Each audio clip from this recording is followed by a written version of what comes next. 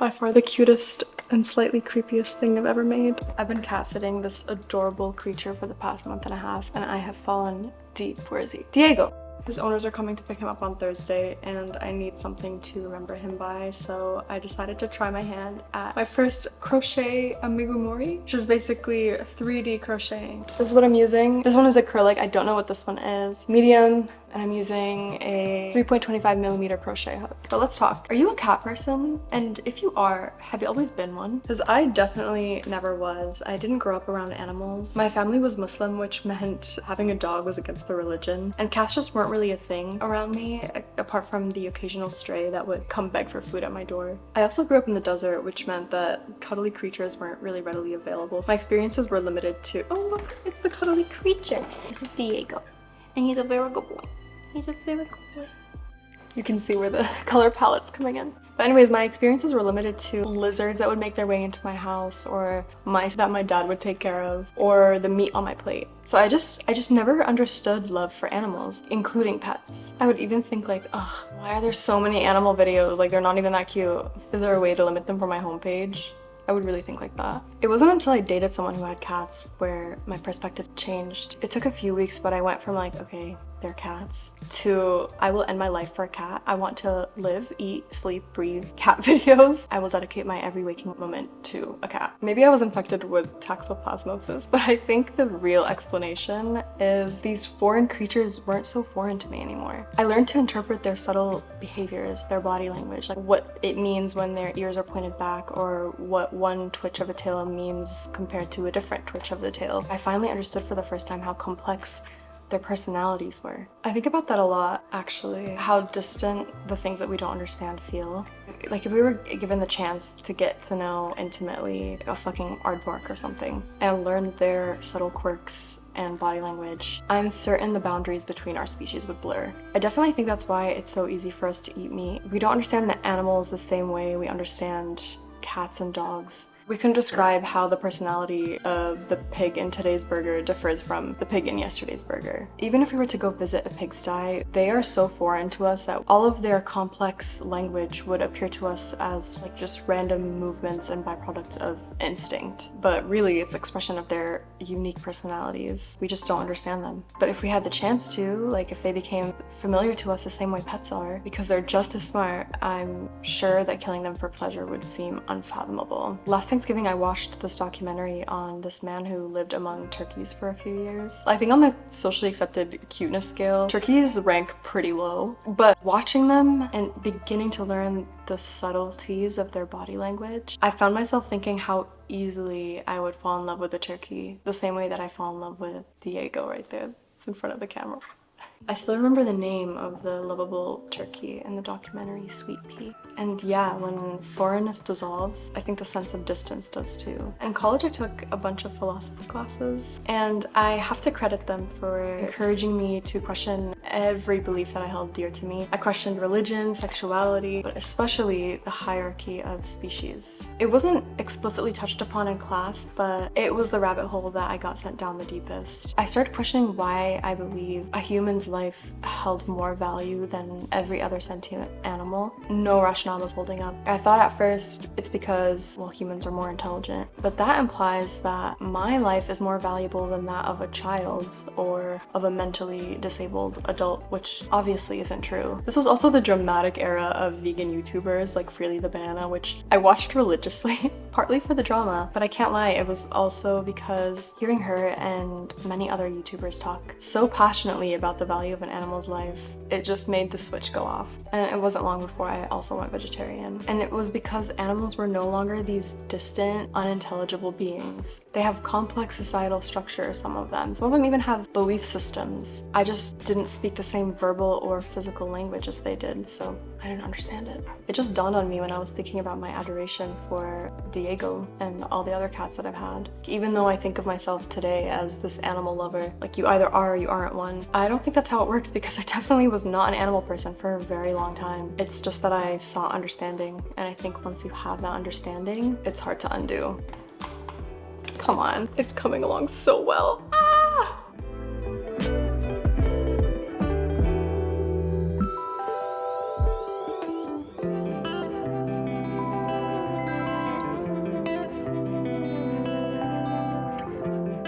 So the cat, Diego, has this little black beard that my pattern doesn't have, so I've kind of just been making it up as I go. So far I don't think it looks too bad, but we'll keep going and see.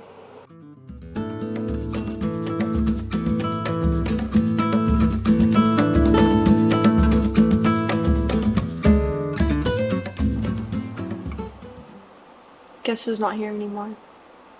Diego just got picked up by his owners and I'm depressed. This was my first time cat sitting and it feels like my heart got ripped out of my chest, bro. But we must continue crocheting. This is where we're at right now. This is little hair, his little emo haircut. Come on. Anyway, that's his like beard, which is definitely not symmetrical, even though it should be, but hopefully he's not gonna show because I'm thinking it's gonna be like kind of like this. I really used all my artistic prowess for this, so. I don't even know what to fill this thing with. I have some scraps from when I tried sewing for the first time, so I'm thinking of cutting this up, and I want to be as eco-friendly as possible. I have this from like some delivery. I'm just gonna look around the house to try to find things to stuff this with, but for now, maybe I'll do like one more row. If I start crying, like, just let me be, okay? You ever love something so much and you're like, I literally birthed you. You came out of my womb. That's how I feel. Also, I realize I've been pronouncing this wrong this whole time. I'm so embarrassed. Amigurumi. Amigurumi. Hold on. Crochet. I'm not gonna listen to a British guy tell me how to pronounce a Japanese word. Amigurumi. I don't think that's it. Anyway, it's amigurumi and I apologize for saying it wrong this entire time. Part of me was like, I'll make 3 of these and then give one to the previous owners and be like, listen, I'll take your cat, just take my amigurumi. I've messed up so many times, but I just refuse to acknowledge that. I'm gonna take a break on his face and work on his ears a little bit. And he has one white ear and one black ear. I got the little magic ring. So now I'm just gonna do a bunch of single crochets and increases based on the pattern that I have. I'll link the pattern that I'm using down below, but I did adjust it a bunch. Guys, oh my god, Diego! Alright, it's getting dark. I'll see you tomorrow. What is it, day 4? Day 4 of working on this little cat thing. This is where we got to yesterday. Look at that perfect little ear. Here's the problem though. I think I made the head way too big because I didn't do it tight enough. Honestly cute, but alright, let's work on the other ear. So I have this list of like everything that I want to try by the time I die. And at first I was like, I'm gonna limit it to 50 things. And that's achievable, you know, 1 thing a month maybe. Just give it my all. And that list grew and grew and grew. There was no way I could limit it to 50, so it's made it to 100 now. And this is limiting myself to 100. Like every time I add one, I now take one off. Every one of these things are things that I can foresee doing for the rest of my life, like, or dedicating my life to in some capacity. One day I want to give my life to painting, and the next day I want to give my life to writing, and the next day I want to give my life to making random crafts like this. And other days I want to be just a pure activist, in-your-face, fighting for animal and environmental rights, and the next day I just want to be a reclusive artist, stuck in my little cabin, reading books all day, swimming in the creek, and the next day I want to be living in a big city, and the next day I want to be living in a van. How many people are like this? Like, I can't even see myself settling down in one place for too long, and that's been the biggest struggle of my life. I don't do well with stability.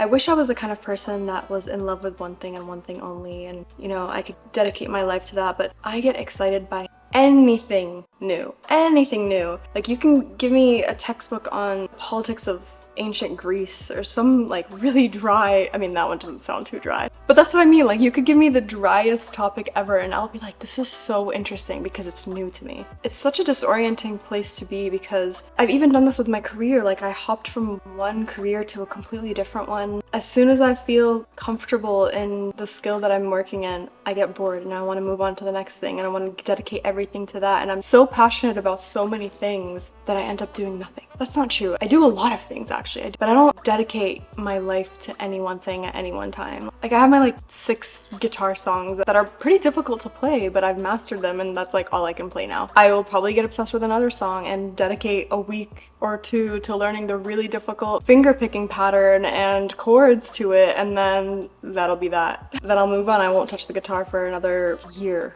sometimes. I want to do so many things. Even starting this page, I really thought activism was it. Activism is gonna be a thing for the rest of my life, just in the way that I live my life day to day, you know? I want to cause the least amount of harm on animals, and I live my life according to that. But that's so not all of who I am. And now I'm like, I limited myself, which is totally fine. Like, it's so cool to pick a niche and stick to it. And it's so hard for me to do that without feeling like I'm letting myself down in some ways. So yeah, let me know if you struggle the way that I do. And if so, how do you solve it? I can't talk while I do this, so I'm gonna sit back here and work on this.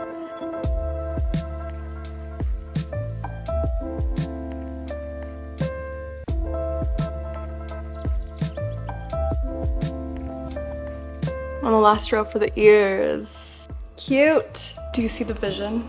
I'm gonna cut these up and stuff them in here and then try to find other things to stuff it with. It's flying everywhere. I have this old physical therapy resistance band, but it's like way too weak, so let's cut it out.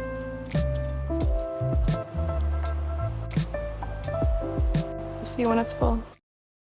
I have to come clean. It's been a few weeks. But good news, we only have one eye left to do, and then I sew it all together, and it's done.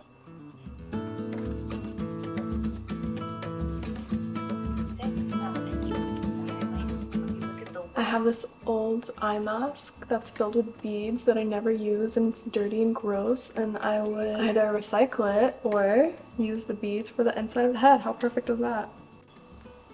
Just have to close up the head, sew on my ears and the eyes, and then we're done.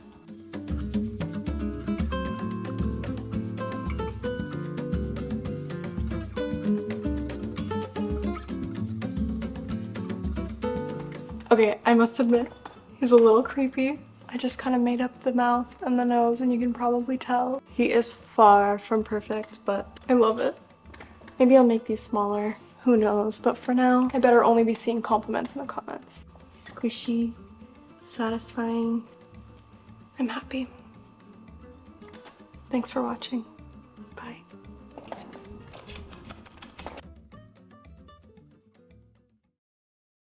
And sometimes I just want to shitpost on Twitter, you know?